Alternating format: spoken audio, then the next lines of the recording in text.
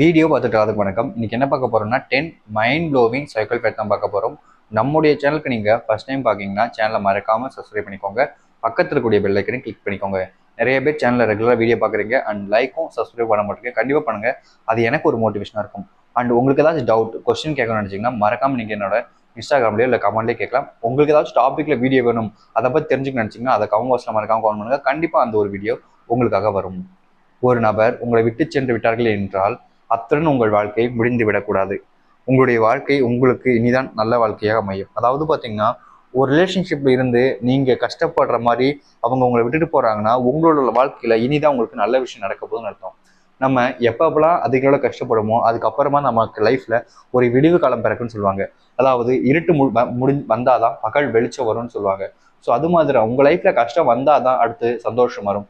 கஷ்டமே இல்லாமல் இருந்தீங்கன்னா சந்தோஷங்கிறது உங்களுக்கு சந்தோஷமாவே தெரியாது. ஸோ கஷ்டத்தை பார்த்துட்டு சந்தோஷம் பார்க்கும்போது உங்க லைஃப் நல்லா இருக்கும். ஒருத்தவங்க உங்களை விட்டுட்டு போயிட்டாங்கன்னா கண்டிப்பா அதோட பெட்டரான ஒரு பர்சன் வருவாங்க. உங்க மேல உங்க உயிரே வச்சிருக்கக்கூடிய ஒரு பர்சன் வருவாங்க. ஸோ அப்போ உங்களை அவங்களுக்கு காமிங்க. ஒருவரை காதலிக்கும் போது அவர்கள் கைப்பிடித்து அவருடன் வாழ வேண்டும் என்ற எண்ணம் அதிக நபர்களுக்கு வரும். ஆனால் அதிக நபர்களும் அவர்கள் வாழ்க்கையில் நினைத்த வாழ்க்கை கிடைக்கிறது கிடையாது. இங்க நிறைய பேர் லைஃப்ல அவங்க நினைச்ச வாழ்க்கை கிடைக்குதுன்னா சத்தியமா கிடையாது.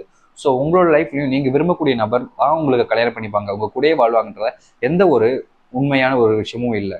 உங்களுக்கு பிடிச்சிருக்கு அப்படின்ற போது அந்த ஒரு டைம்ல அவங்களும் இருப்பாங்க, பிடிக்கலன்ற போது விட்டு போயிடுவாங்க. ஸோ நிதர்சனமான ஒரு விஷயம், இருக்கிற வரைக்கும் அவங்க கூட சந்தோஷமா வாழுங்க. இல்லைன்னு இருக்கும் போது கஷ்டப்பட்டு அதுல இருந்து வெளிவர பாருங்க. அதுதான் ஒரு உண்மையான காதலா இருக்க போகுது. உங்களை ஒரு நபர் விரும்பி கொண்டிருந்தால் உங்களுக்கு என்ன பிரச்சனை வரும்பொழுது உங்களை காப்பாற்றுவதற்காக எந்த எல்லைக்கு வேண்டுமானும் செல்வார்கள். ஒரு உண்மையான ரிலேஷன்ஷிப்ல இது கண்டிப்பா நடக்கும்.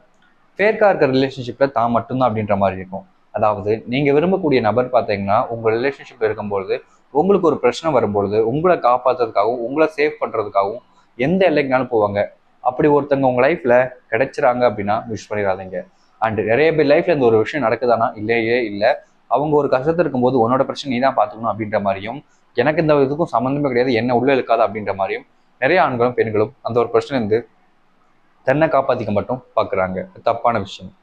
உங்களுடைய வாழ்க்கையில் நீங்கள் விரும்பிய நபர் உங்களை விட்டு சென்று விட்டார்கள் என்றாவது ஒரு நாள் உங்களை நினைத்து மன வருத்தப்படுவார்கள் என்று நீங்கள் நினைத்தால் அது எப்போதும் நடக்கவே நடக்காது. அவர்கள் எப்போதும் உங்களை நீங்க கூட மாட்டார்கள். இங்கே நிறைய பேர் மைண்ட் செட்டில் இருக்கக்கூடிய விஷயம், என்னை விட்டுட்டு போயிட்டா என்னோட ஒரு பெட்டரான பையனோ இல்லை ஒரு பொண்ணோ கிடைக்காம கண்டிப்பாக அவங்க ரொம்ப கஷ்டப்படுவாங்க, ஒரு நாள் என்னை நினச்சி ரொம்ப ஃபீல் பண்ணுவாங்கன்னு இங்கே நிறையா நபர்கள் சொல்லக்கூடிய ஒரு விஷயம் இருக்குது. உண்மை என்னன்னா இங்கே யாரும் யாரை பற்றி நினைக்க மாட்டாங்க. அவங்களுடைய வாழ்க்கையை அவங்க பார்க்கறதுக்கு இங்கே டைம் இருக்காது.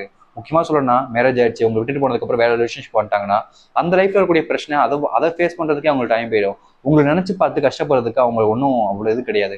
உங்கள் லைஃப்பை நீங்கள் வாழுங்க, அவங்க லைஃப் அவங்க வாழுவாங்க. விட்டுட்டு போயிட்டாங்கன்னு அதனே நினச்சிக்கிட்டு இருக்காதீங்க, வேற எதுவும் தப்பாகவும் நினைக்காதீங்க. உங்களுடைய வாழ்க்கையில் உங்களை விட்டு சென்ற நபருக்கு நீங்கள் பதிலடி கொடுக்க வேண்டும் என்றால் உங்களுடைய வாழ்க்கையை நீங்கள் வாழுங்கள் உங்களுக்கு பிடித்தது போல்.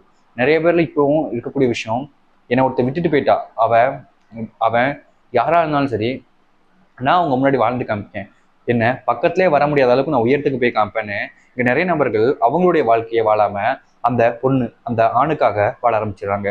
அதாவது அவங்க முன்னாடி நம்ம உயர்ந்த இடத்துக்கு போகணும் அப்படின்ற ஒரு விஷயத்தினாலே பண்ண ஆரம்பிச்சிடுறாங்க. அப்படி நீங்க எதுவுமே பண்ண தேவையில்ல. ஃபார் எக்ஸாம்பிள் சொல்லணும்னா உங்க லைஃப்ல நீங்க ஒருத்தவங்க விரும்பி விட்டுட்டு போயிட்டாங்கன்னா அவங்க விட்டுட்டு போன காரணம் எதுவாக வேணாலும் இருக்கலாம். பட் உங்க லைஃப்ல நீங்க ஹாப்பியா வாழ்ந்தாதான் அது அவங்களுக்கு பதிலடியா இருக்கும். நீங்க உங்களுக்கு பிடிச்சதை வாழாம வேற ஒருத்தவங்களுக்கு பிடிக்க வைக்கணும், வேற ஒருத்தவங்களை நம்ம பெரிய ஆளாயிட்டோம் அவங்க மிஸ் பண்றமேனு கவலைப்பட வைக்கணும் நீங்க வாழ்ந்தீங்கன்னா அது உங்களுடைய வாழ்க்கையே கிடையாது. ஸோ அந்த ஒரு விஷயத்த புரிஞ்சுக்கோங்க. உங்க லைஃப்பை உங்களுக்கு பிடிச்ச மாதிரி நீங்க வாழுங்க. கண்டிப்பா அது மற்றவங்க எல்லாத்தையும் பொறாமப்பட வைக்கும். நீங்க மற்றவங்களுக்காக வாழ்ந்தீங்கன்னா அது ஒரு வாழ்க்கையாவே இருக்காது. ஒரு நாள் உங்களுக்கு அது ஃபீலிங்கை கொடுக்குறோம். ஸோ உங்க லைஃப் உங்களுக்கு என்ன பிடிச்சிருக்கோ அதை பண்ணுங்க, அது மூலியமா சந்தோஷப்படுங்க. கண்டிப்பா அது உங்களுக்கு சக்ஸஸ் கொடுக்கும். ஸோ கைஸ் இந்த வீடியோ தான் உங்களுக்கு பிடிச்சதா லைக் பண்ணுங்க, உங்க ஃப்ரெண்ட்ஸ் ஃபேமிலி ஷேர் பண்ணுங்க. இதே மாதிரி வேற வீடியோ பார்க்க வரைக்கும் பாய்.